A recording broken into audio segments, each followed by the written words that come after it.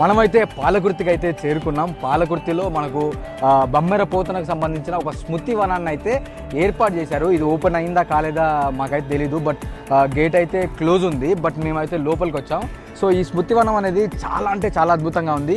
ఇక్కడ ఒక బమ్మెర పోతనకు సంబంధించిన ఒక భారీ విగ్రహాన్ని అయితే ఏర్పాటు చేశారు. ఇది కంప్లీట్గా మనకు ఒక డిఫరెంట్ టైప్ ఆఫ్ ఒక స్టోన్తో అయితే నిర్మించడం జరిగింది.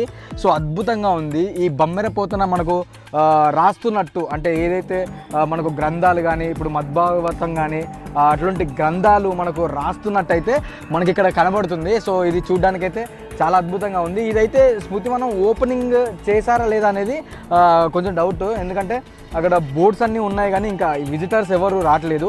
సో మేమే కొంచెం లోపలికి వచ్చి అయితే ఇదైతే మీకు చూపెట్టడానికి మేమైతే లోపలికి అయితే రావడం జరిగింది. ఈ స్మృతివనాన్ని దాదాపుగా 8 కోట్ల రూపాయలు ఖర్చు చేసి అయితే మనకు నిర్మించినట్టయితే తెలుస్తుంది.